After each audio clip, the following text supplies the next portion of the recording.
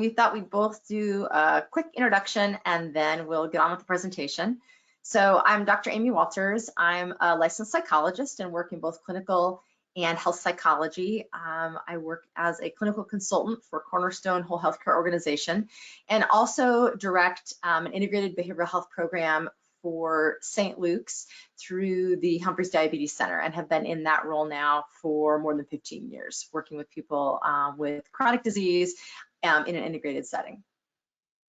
And yes, hello, my name's Ann Daggett. I'm a licensed clinical social worker. I too have been working in the healthcare arena with health behavior change and assisting with, as a consultant for Cornerstone Whole Healthcare Organization, assisting clinicians and other organizations and students who want to learn about integrated behavioral health. And so excited to be here today. And again, a big thank you to Empower Idaho for having us. Absolutely. And with that, we will go ahead and jump in. Alejandro's running our slides for us. So next slide. And moving on to the next one.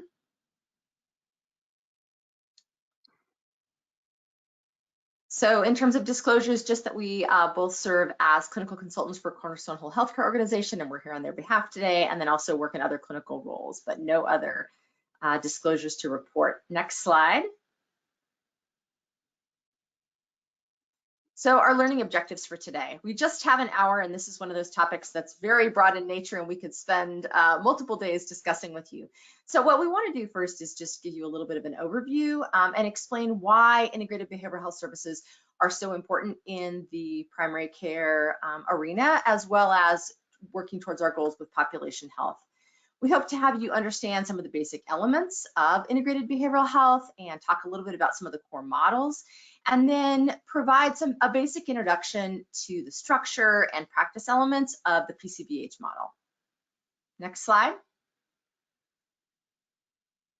It's important that we start with an acknowledgement. Here in Idaho, we've been very fortunate to have a number of trainings and a great deal of support from Dr. Kirk Strassel, Dr. Patty Robinson, and Dr. Jeff Ryder, who are really pioneers in the field, have done a tremendous amount of work with PCBH and behavioral health integration, and have shared with us some of their slides, which are included in the deck. And we do have references, yes, that hopefully everybody can take a peek at that indicate their work. Absolutely. All right, so this first slide comes to us from the Farley Health Policy Center and gives us a nice overview about some of the important features, why we want to talk about integrated behavioral health. First and foremost, access is an issue. 66% of primary care providers report that when they do try to connect patients with mental health support, they run into barriers, and those barriers can be due in part to the shortage in mental health providers, long wait lists, health insurance benefits, but there's definitely a strong perception and a reality that when we try to connect, oftentimes those efforts don't come to fruition. We see that within the primary care arena, this is where patients first present with behavioral health issues. 20% of our primary care visits tend to be related to a mental health issue. And that makes primary health kind of our de facto mental health treatment system. This is where patients enter the door and first start presenting with their concerns. We know that mental health and behavioral health issues are very common in our population. About 46% of adults are going to experience some kind of significant mental health or substance use issue at some point in their life. So the need is absolutely there. And with the role of this audience, everybody's very aware of that. And yet the majority of people don't get the help they need. When we look at surveys, about 67% of adults who have some kind of a diagnosed behavioral health or mental health issue don't get the treatment that they need. Within our pediatric population, we see a very similar issue. And those who do receive treatment, about a third of them are only seeing their primary care provider for that treatment. I think this is especially true when we think about issues like ADHD, depression, and anxiety. Oftentimes, our pediatric patients are first presenting in that environment, and that may be the only touch that they get. So this really is where care is occurring. Next slide. Oh, go ahead. Sorry, Ann. No, those numbers are particularly important to pay attention to, and I think that in addition, well, as we move on to this particular slide and setting the stage for how integrated services are becoming more and more common, it's important to also take a step back and look at how these three factors that are also happening in the healthcare arena really are affecting how integrated services are coming to become more and more common or more talked about, depending on where in the country you're at and what health system you're at. So the first, and understanding that these are the context, right, in which all of this this integration is happening. And so the first concept that I want to talk a little bit about is that first quadrant called population health. So could we go on to the next slide and we'll talk just a little bit about population health. In population health, again, we could probably have a 2-hour, 3-hour coursework of seminar understanding the concept of population health. But in essence, it's really taking an opportunity to say that care is, there's individual care happening, but we also have learned from our work with a broader population. So once we learn, wow, what has worked with that particular population, and can we make clinical pathways or interventions that can be applied to this population that really improve their health outcomes. And so when we see, for example, our diabetic population or our oncology patients, we can kind of understand, gosh, yes, there are still individuals, but there are certain things that might be able to help us manage that population more effectively. And then next slide, please. This next concept is the social determinants of health, and I would venture to say that the potentiality of the majority of you hearing about the social determinants of health is very high. These are things that we find that experiences that people have in their environment that definitely affect their health outcomes, right? For anywhere from the economic stability, their neighborhood, education level, their access to food, their community and social context, and even their access to healthcare. We're finally recognizing, or healthcare systems are finally recognizing, that all of these do have an impact on how healthy people are.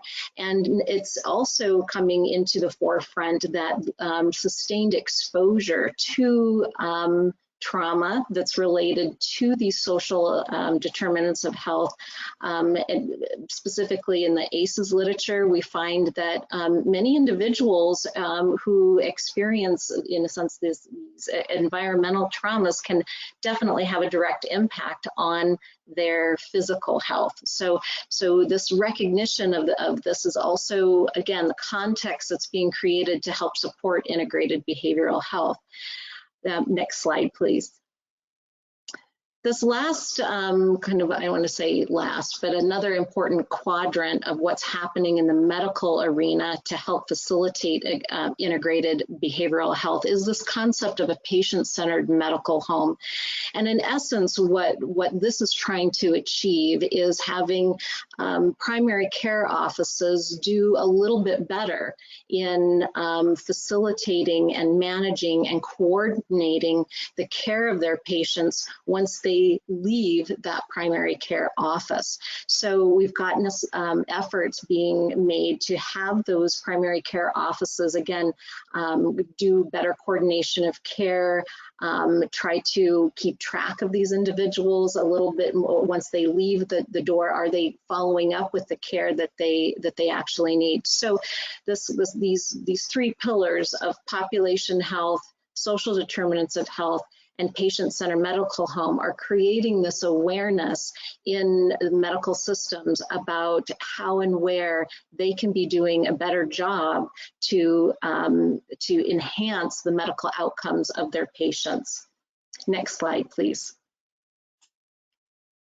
So if you work in healthcare, you've definitely heard about the quadruple aim, and this is evolving over time. And we started with our triple aim, it's moved to the quadruple aim, and there's now talk of a kind of quintuple aim, adding another element. But the idea is that we want to be measuring these different factors so that we can be delivering quality care. And these are the things that are going to go into that. So really making sure that we're improving that patient experience. As we mentioned, in a patient-centered medical home, it's a one-stop shop. Patients can go there, their care is coordinated, providers are working with other providers and making sure that care is delivered in a timely manner and that it's culturally sensitive. So really making sure that that patient experience is positive and that they're coming and connecting with their providers. We need to work on improving provider satisfaction. We know that attrition rates are high and the cost of training and onboarding new providers is tremendous. It also creates additional barriers to care. So making sure that we're supporting our providers in their roles and their delivery of care services. We want to reduce the overall cost of care. That's an important part of population health, is trying to reduce costs and then improve the overall care of the population through prevention and timely services. And so integrated care really supports all four elements of the quadruple aim.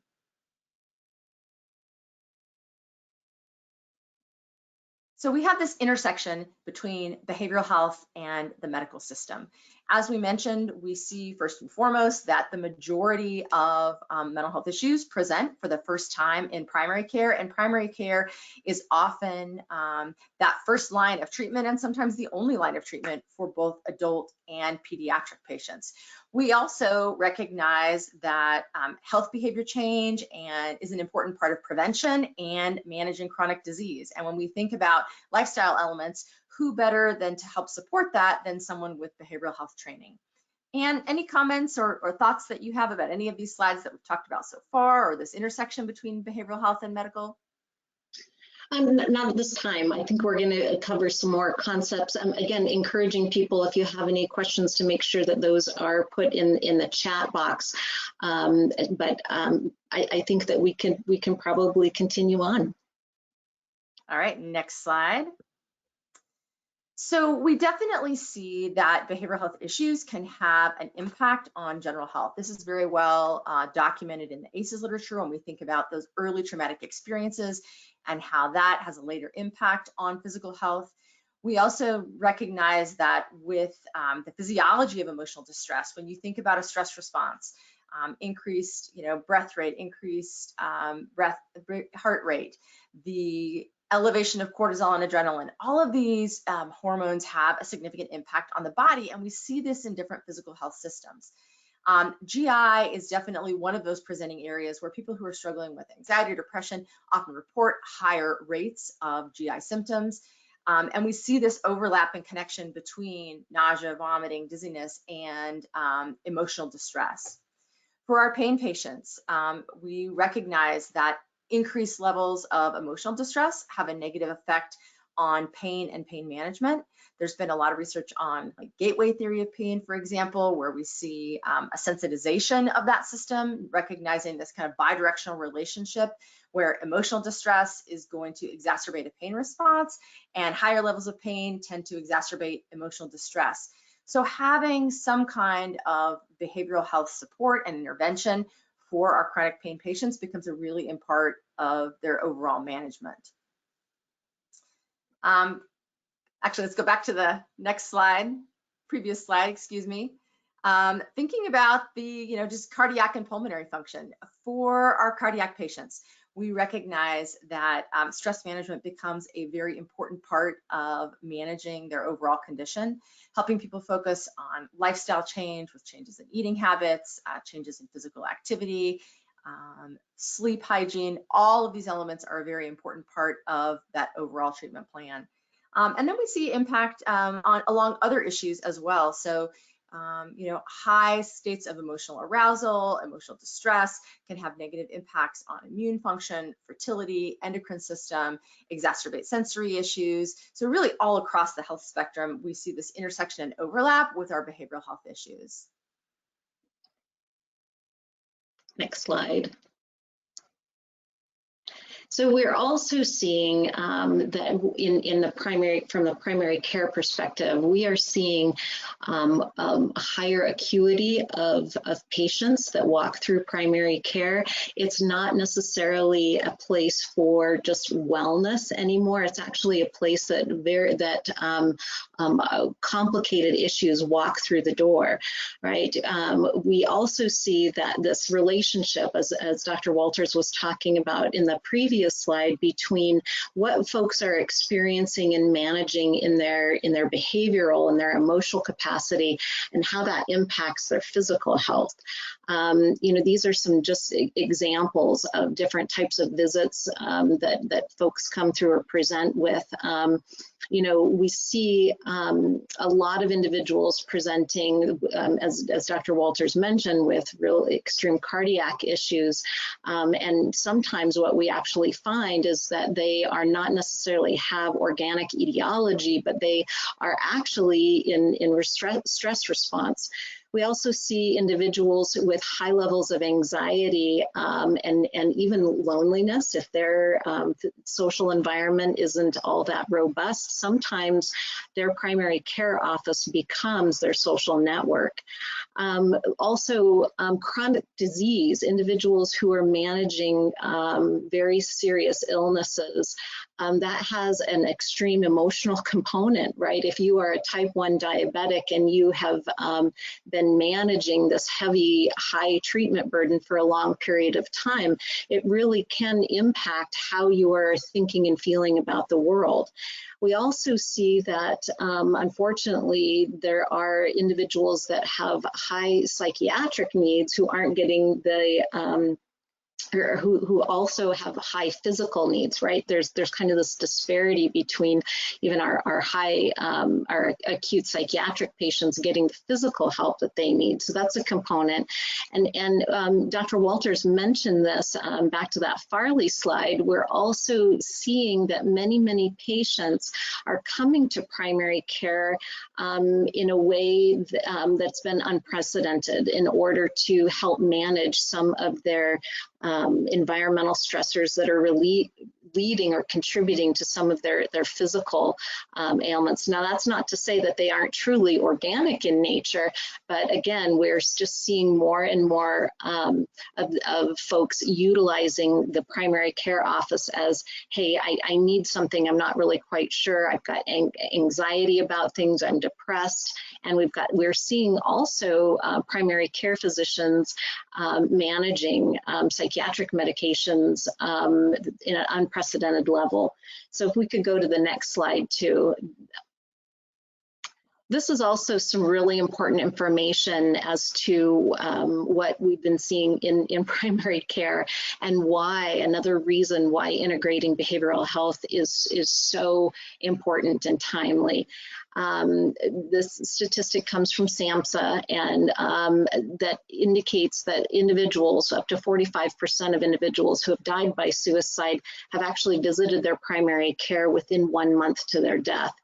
And 67% of those who attempted suicide but have survived that attempt come back to their primary care offices for follow-up physical health. So there's an opportunity there and a definite reason why and how integrating a behavioral health person within the primary care office to be able to address these types of issues, why this is so very important. Absolutely, Anne. So just thinking about, that timely service delivery, and this is where people are, this is where they're coming. Hopefully by having behavioral health providers integrated in primary care clinics, we're able to intervene a little bit sooner and provide that support when people present versus having to refer out and having that time lag. I've been just trying to monitor the chat as well as we're going. So before we jump into this slide, I'm going to pose one of the questions that was there. What role do you see integrative health playing in preventing trauma? So any thoughts to that, Anne? I think there's a tremendous opportunity, especially when we back that up to pediatrics and intervening, having an individual working with families in that family system in a pediatric environment, or even in primary care, focusing efforts in that regard. So I think that there is immense potential.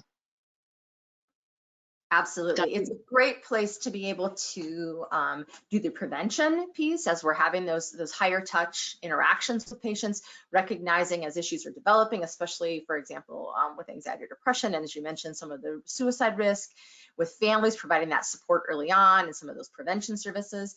And then if patients have experienced some kind of a trauma, getting them that timely care with at least some level of intervention, and then being able to refer on for a higher level of support as needed.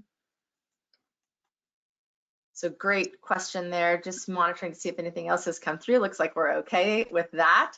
So talking just a little bit about chronic disease. So we've mentioned kind of the general primary care population and how patients who are presenting, who do have some kind of a behavioral health issue, are often presenting firsthand with primary care.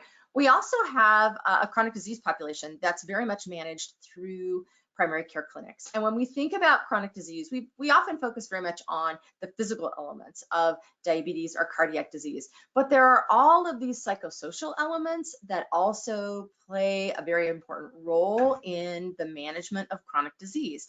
And so just thinking about a condition like diabetes, for example, there's this tremendous financial impact, and that can oftentimes interfere with patients obtaining the level of care or being consistent with their adherence to their prescribed medical regimen. In one of the clinics that we supported in a very rural community, we had an individual with diabetes who kept ending up in the ED over and over and over again. And as we were able to work with this individual, with the integrated behavioral health provider, we were able to identify that he was actually only taking his insulin at half the recommended dose every other day because of the financial strain that had been placed on him. So by helping him look to some of the community resources, as well as some of the great pharma support that's out there with some of our partners, we were able to get him medications that he could afford and could take consistently, and we're able to see his ED utilization drop significantly. So just having that as an area of awareness and something that an integrated provider can address can really help improve his quality of life, as well as improving his overall care. So we see this financial impact. Oh, back to the previous slide. Sorry, we're going to talk through a few of these points here. There is a career impact for people. You know, when they're managing a chronic condition, it may, there's a lot of medical appointments to attend. This is something that can get in the way. It can impact their ability to take medications consistently like they need to in that setting. It can impact attendance rates, and having an awareness of that and being able to work with individuals about how we can support them in their employment along with their chronic condition. There can be a mental and a cognitive impact, and as we mentioned, definitely higher rates of mental health diagnoses among people with chronic medical conditions. Estimates are in like the 20 to 30% range, higher rates of anxiety and depression for patients with diabetes and cardiac disease than the general population. We can see issues with memory and attention, and all of these create a heavy load in managing that chronic disease. There's this emotional impact. People feel overwhelmed. They may feel socially isolated. They may feel as if they can't manage the demands of their lives along with the demands of their chronic disease. And these are all issues that behavioral health providers have expertise in and can help with the stress management associated with chronic disease. We also think about kind of the social and family impact, that people don't live in a vacuum, right? They're part of a larger context and part of a family system and part of a community system. And that chronic disease can create barriers in family relationships and in social relationships, and people can begin to feel isolated, which then has a greater negative impact on their disease management. So while the physician is able to address kind of that central focus of the physical aspects of chronic disease, behavioral health staff have a unique ability to really address some of these other factors within chronic disease management. Anne, any thoughts or comments? Well, and yes, so we're setting the stage, right, for the acuity of folks that are presenting to primary care, and the impacts that their chronic illness may have on them, or their social determinants of health, or other environmental stresses, and they're all coming to the primary care office. And we all see, well, hopefully we all have a primary care physician. But this is where it is becoming more and more important, as Dr. Walters indicated, for the opportunity for a behavioral health person to be in partnership with the primary care offices. And that actually leads us to the next slide, which is, physicians can't do this all alone, right? Because we see that most physicians are really restricted in the amount of time that they have to spend with the patient, right? They're really focused on those physical concerns, but yet their physical concerns are being impacted significantly by their social and emotional encounters. There's also our physicians aren't really well trained in addressing some of these behavioral health issues.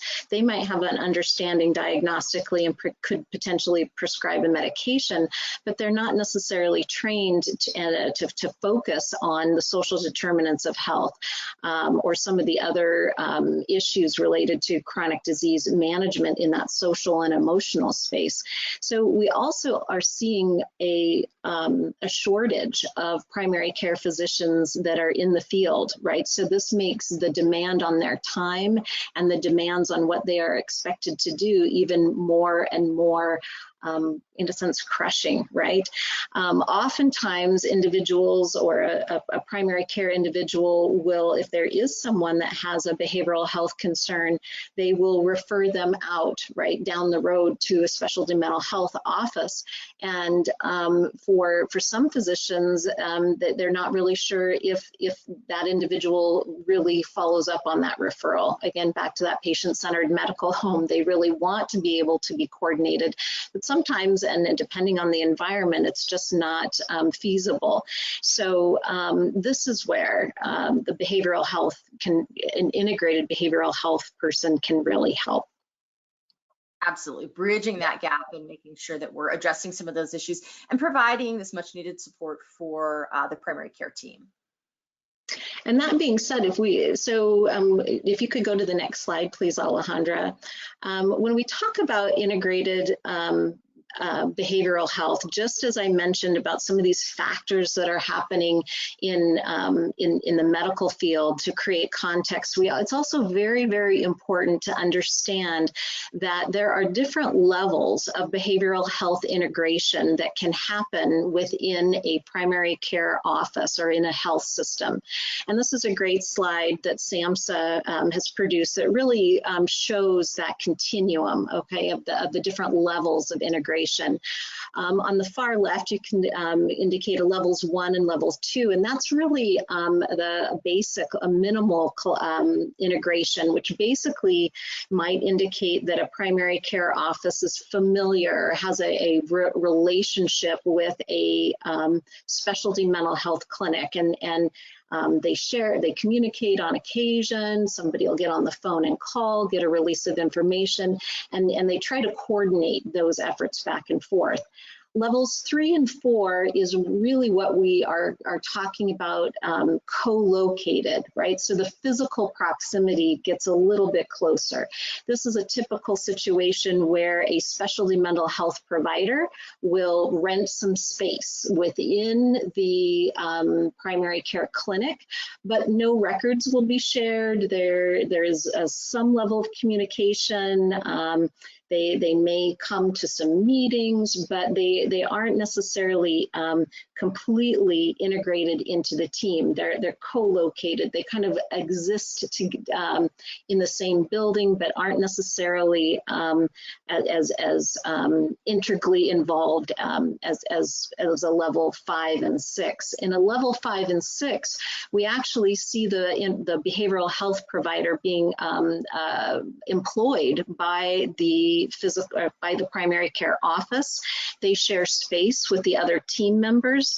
They are charting within the medical record. That level of coordination and conversation with the medical provider is typically happening on a daily basis, and they are intricately involved in the education of the other clinic staff members about behavioral health issues. So again, just wanted to illustrate that there is this continuum depending on where organizations are at, how they can afford, what they are choosing to do, that there is this level of integration. Now, the next couple slides, we're going to be talking a little bit about within this continuum, there are different models that organizations can activate or utilize to help guide the actual structure to these levels of integration. So if we could have the next slide, we'll start with the collaborative care model. This particular integrated behavioral health care model was developed by the University of Washington and the Ames Center. And this is a diagram of kind of how that relationship works. You've got the patient, psychiatric consultant, is usually a psychiatrist, a behavioral health care manager, and the medical provider, all trying to assist with the care of that particular patient. They stay in close proximity. There's levels of frequency in their contact, and they're also maintaining this information within the same medical record. So if you, again, this is one model, right? It's not necessarily the focus of our conversation today, but it is important to recognize that, there are different models out there.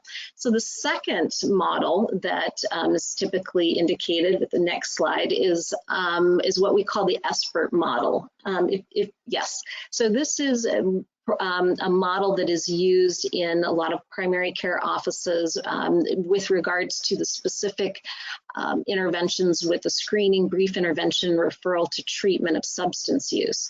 So this is a screening that happens, typically an intervention by a behavioral health individual, and referrals to whether or not that individual needs a higher level of care.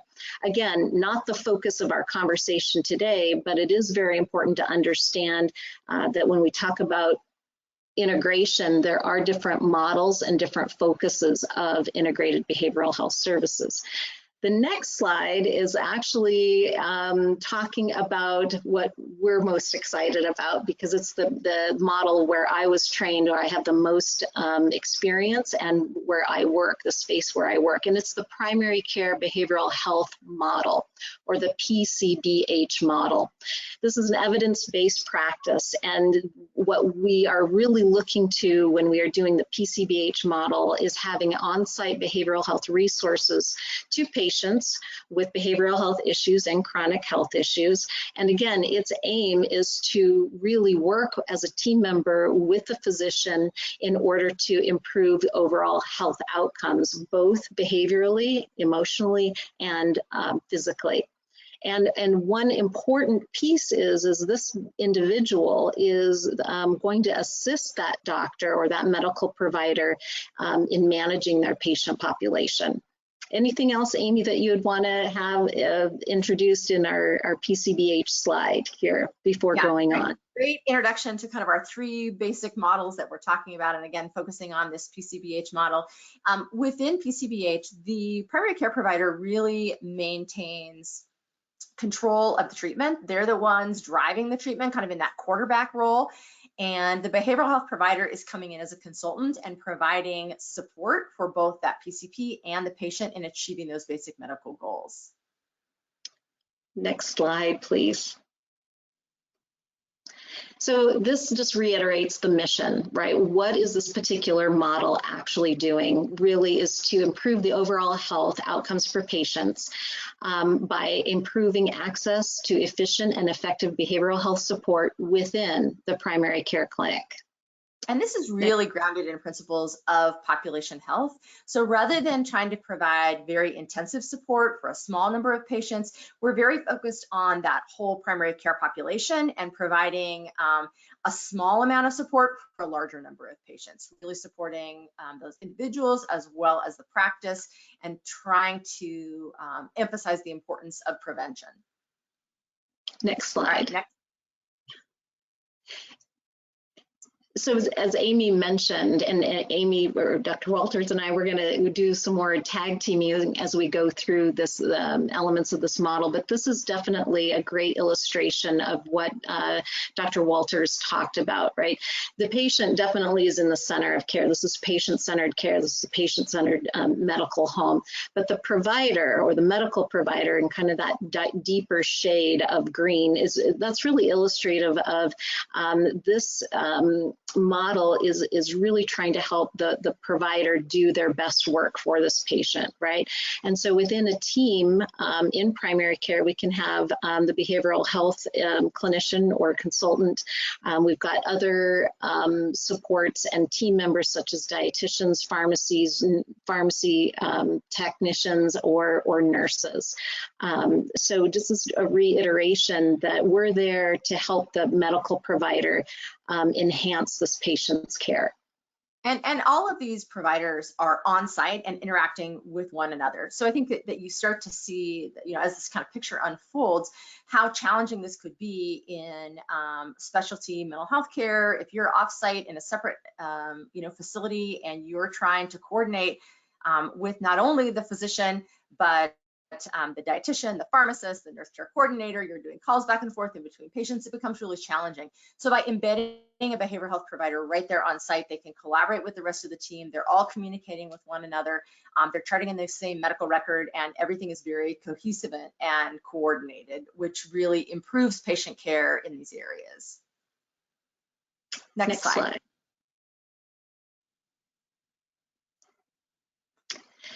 So when we look at, and Dr. Walters and I will be tag teaming on this, when we think about the essence of what is driving the model, right? We've established that primary care behaviorist is there to help provide services and support to the medical provider.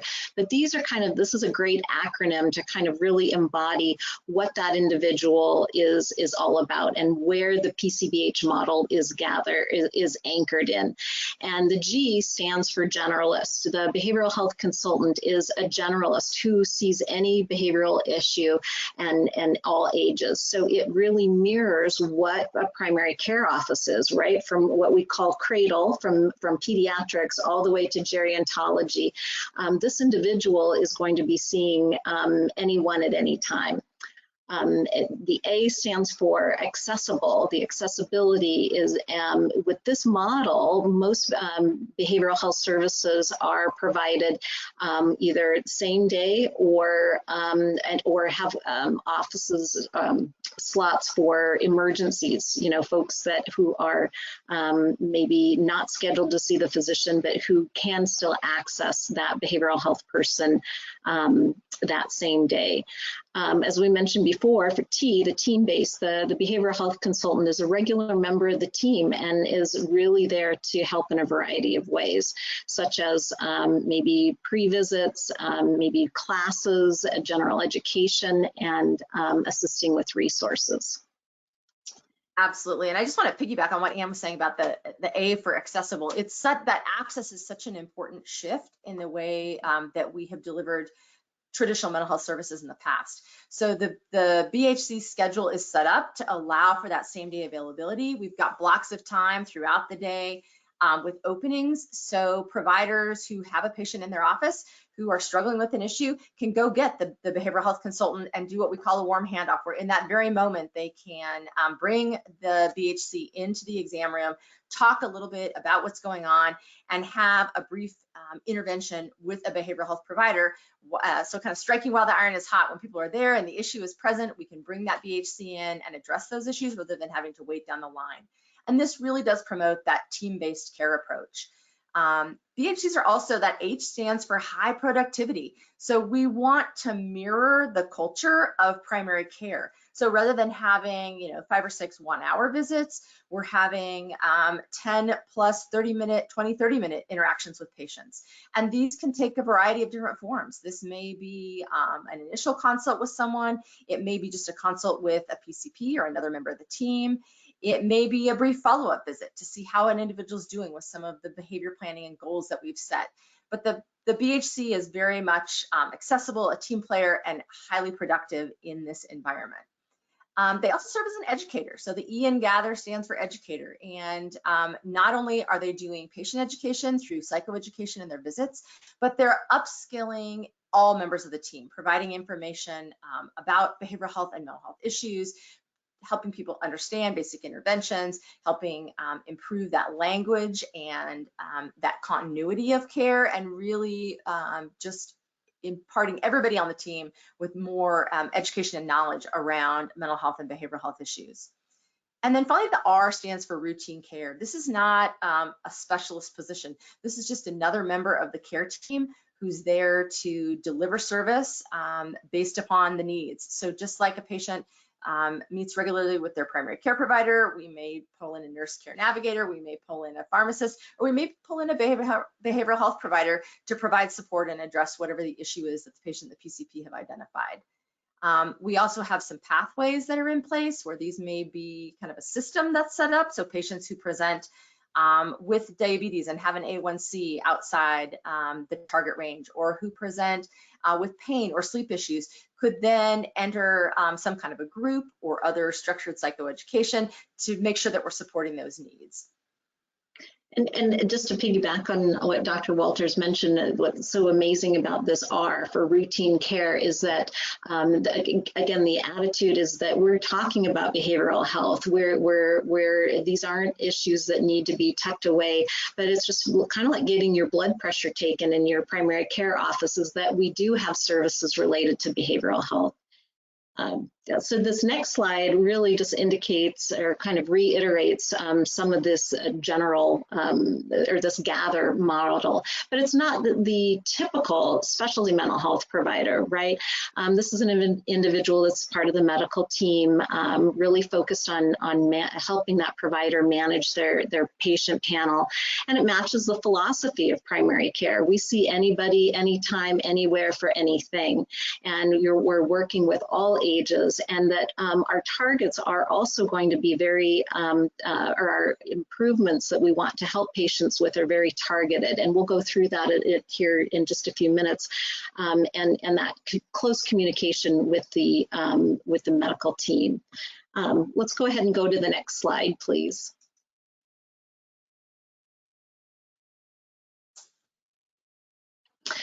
This is a question that we get on occasion. If all this is happening, why are folks just not going to specialty mental health services?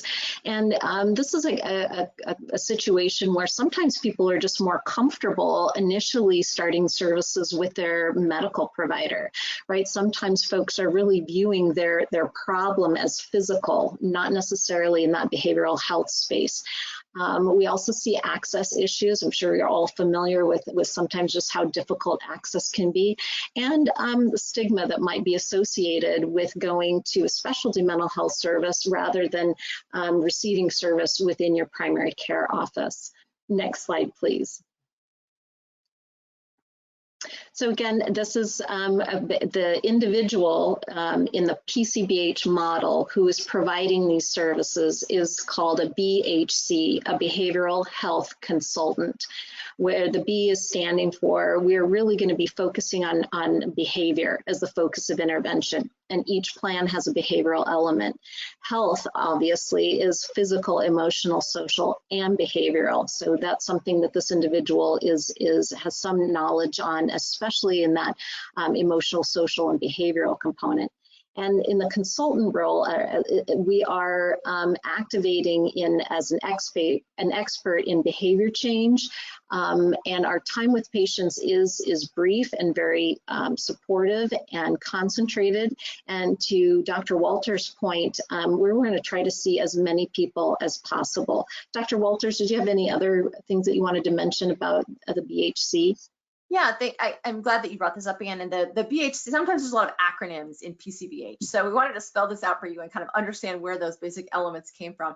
The other piece that I would talk about is just that we're really focused on function. So this is not taking the place of traditional mental health. It's not that we're trying to cure or resolve mental health issues in a short number of visits, but what we are trying to do is get the ball rolling and improve patient function. So our behavior planning that we're doing and our interventions that we're working on are very targeted on just improving basic functioning and in all areas of health, physical, social, emotional, and behavioral. So if I could just piggyback on that, Dr. Walters, well, as far as targeted, actually I'm going to pause and let as that slide just came up, I'm going to pause and let you continue with this next slide, and then I'll come back to my comment. Sorry, go ahead. Sounds great. Yeah, your comments are always welcome. So, what does this look like? How does this actually work? You hear us talking about these brief visits and you're working on things, and how is this different? So the first half of the slide really talks about kind of the general flow, and then the second half goes over the specific visit and what that might look like. So when a primary care provider is in a visit with the patient and they recognize, hey, there's something going on here that the BHC may be able to help with. So maybe it's stress management, maybe it's sleep issues, maybe the patient's struggling with some anxiety or depression. And so they're able to bring in the BHC to address a very specific targeted question. So part of the reason this can be so brief in nature is the primary care provider has already done part of that assessment, has background information that they're able to then quickly meet with the behavioral health provider and provide a warm handoff. So talking with the BHC, giving them a quick overview of the background of what's going on, and then identifying the specific issue that they'd like to work with. The BHC then meets with the patient same day, sometimes within the context of their regular medical visit, sometimes a little bit after, works to assess the situation a little bit further, develops an intervention that they do with the patient, and then in that same time space is going to then circle back with the primary care provider to provide an update about what they learned and what kinds of interventions they would be recommending. The patient then implements this behavior change plan and may or may not follow up with the BHC for another visit. So typically they come for about 2 to 4 visits, but sometimes it's a single session visit. And that's actually kind of the mode when we look at mental health visits. 1 is common. So we're always trying to provide some kind of education, some kind of intervention in that initial visit. And then when we look at kind of what this looks like, how do you do a 30-minute visit? And again, this is something that we have multi-day trainings on. We're just giving you a snippet here so you can see a quick overview of what this might look like.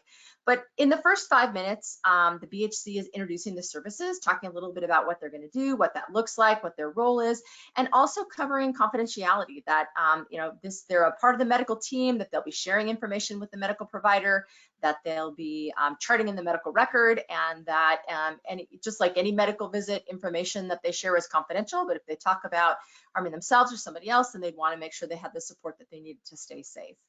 So we're doing that. We've spent a lot of time training and practicing introductions so that people can include everything that they need to. They then move into a life context interview where they're learning a little bit more about the patient in some key areas so that they have a context for their intervention. They're doing a functional assessment to kind of analyze what they feel like are the contributing factors to the problem that's been identified. And then really developing a behavior change plan with the patient. What's a first step that they could take? What might be a skill that they could implement to help start improving this process? And then finally, they're charting in the medical record and giving feedback to the primary care provider. Anne, any comments you'd like to make on that? The next few slides, we're going to kind of go through a little bit more on, what types of things, the life context interview, again, what that functional analysis might look like, and then talking a little bit about the interventions that are utilized in a behavior change plan. But what I do want to say is sometimes people get really, change can really happen very, very quickly for some individuals if it's targeted and at function and in really specific interventions. And Dr. Walters actually developed this slide that really goes into that next area of what are we going to be asking people about in this contextual interview. Yeah, so it's just a quick visual to kind of help us think about the problem contextually. It's very tempting in brief encounters to just jump right in and start problem solving. And it really is key to learn a little bit more about the patient. And within PCBH, we talk about work, love, play, health as kind of these core domains that we want to do some basic assessments so that we can find out more. It's by no means a complete CBA or a complete biopsychosocial interview, but it's a starting place to understand a little bit more, in addition to what we've learned from the PCP and medical record about where the patient lives and how this might be contributing to the problem. Next slide. It also helps us really, I think, with areas of intervention and ideas for that, so we're learning. So we work on this contextual interview where we focus on work, love, play, health. We're going to be assessing and asking a few questions about living situation, relationship status, what do the social supports look like and friendships, learning about the individual's spiritual life, what kind of work are they doing financially, how are they, if they're not working, how are they living and supporting their needs, what do they like to do for fun, what are the activities and hobbies that they have, but just having a basic understanding of kind of those contextual social elements, and then learning more about their health habits. So what kind of health conditions do they have and what kind of treatments are currently in place? We can learn a lot of that through the medical record. Substance use, we're asking about caffeine, tobacco, alcohol, and drug use. And then learning about eating habits, sleeping habits, and physical exercise, both to see how those might be contributing to the problem or are those areas of strength that we can build upon further. Next slide. Excellent. An important part of this contextual interview is remembering that what we call the 3 T's, the time, trigger, and trajectory. If the time of the onset of the problem, the frequency, duration, recent changes in pattern, obviously we're going to be needing a good chronological understanding of the problem. Triggers, things that make it better, things that make it worse. So we have kind of an understanding of those particular items, and also trajectory, the impact that this has on their life, right? And what would it look like if this problem was resolved? Anything else you want to add, Amy, on the 3 T's? Okay. Yeah, we know this is fairly rapid, and not that you would be well trained in this, but wanting to just give you a snapshot view of what this interview looks like. So we're gathering this context, we're understanding, kind of doing this functional assessment with the 3 T's to understand what's happening and what kinds of interventions we could develop that might be helpful. Again, our focus is really on function, not cure, trying to improve overall quality of life. And as we've gathered this, then we're going to check in with the person, sharing with them kind of our summary of what we think is happening. And then, are you interested in trying something different? Can we use some motivational interviewing to help engage that individual and get some buy-in for the behavior plan that we're developing? We always want to be mindful about values, and the more that we can connect with those values and develop our plan, the more likely we are to be successful. And so we just want to take it small and help people identify what a first step could be and what would make sense to them. Really working with the patient, using that great motivational interviewing to generate some new strategies and skills that they can develop. To then move them further along the continuum and try to get some relief. Next slide. We're also really going to be, again, focusing on behavior. So formulating a behavior plan is really going to be important for it in order to start moving the needle, if you will, on some of those behavior changes, right? We're going to, as Dr. Walters mentioned, we're going to be focusing on small and achievable changes, right? There's also an opportunity to kind of look at the social context that the individual is living in, whether that's referral to additional community resources if that's necessary, engaging in those supports as indicated. And we're also doing these small changes as framing as sometimes as an experiment, right? Let's go out and see if this engaging in some of this behavior change, how does that actually what does that look like and how does that impact, and gathering that data, if you will, to bring back to the behavioral health consultant to see how their progress went. Assessing the individual's confidence and some of their skills is also very important, right? Utilizing, again, those elements from motivational interviewing to assess their confidence and their readiness. And a great thing that we do focus on is really giving the patient something take with them, whether that's a written copy of the plan, whether that's what we call prescription for change, similar to a medication. We sometimes will use a prescription pad for outlining that behavior plan. And could we go ahead to the next slide? So as Anne mentioned, our purpose here is to really promote functional improvement. We're trying to minimize barriers to recovery, and we're really trying to engage the patient and the family in some positive changes that are going to promote overall health. Next slide. There are some common modalities that we use within PCBH. Again, this isn't supposed to be taking the place of mental health services. You can think about kind of a continuum. This is on the earlier end with prevention and early intervention, and then there are going to be patients who that's enough, and other people may need more follow-up for more extensive kinds of therapies.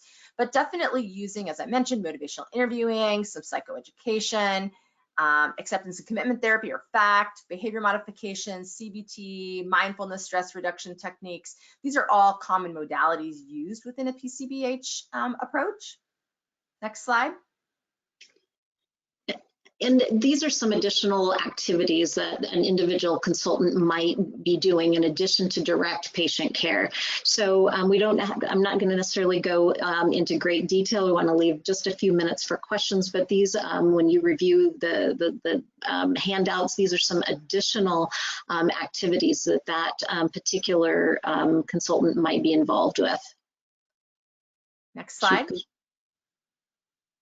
So, in the end, when we look at the research on integrating behavioral health into primary care, what we're seeing are the goals that we're trying to reach. So improved clinical outcomes, patient and provider satisfaction tends to be higher, and we're able to really increase access to services with that same day care.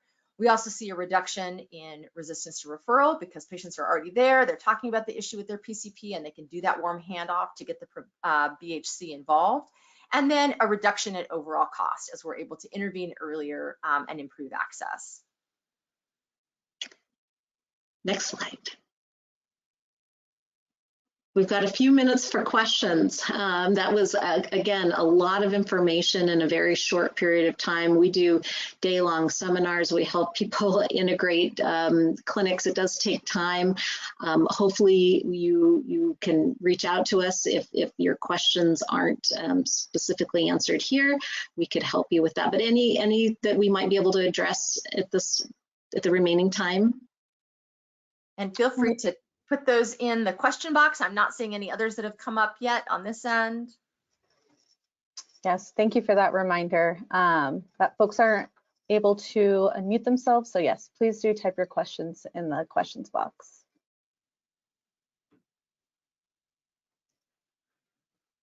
And I guess while we wait for those to come through, I want to thank everybody for attending and also remind you that anything related to CEU eligibility and receiving that certificate is in your confirmation and reminder emails for this event. Still not seeing any questions come through. So I might just turn it back over to the both of you if you have any last words. If anybody has any questions that come up afterwards, you are more than welcome to put that in the questions and comments box in the evaluation.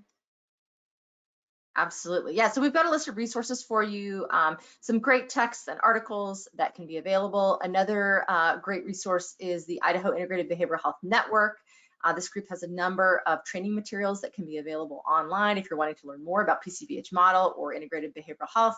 And we just appreciate your attendance and interest in today's topic. It's something that's very near and dear to our hearts and feel very passionate about supporting patients in this context. So thank you for your interest and attendance.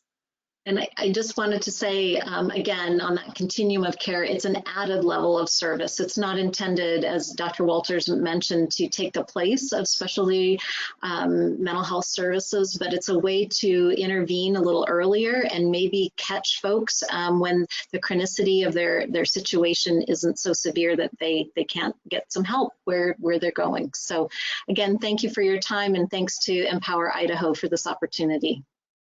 Yes, thank you all, and especially thank you both for a great presentation. Have a great rest of your day. Thank you. Thank you.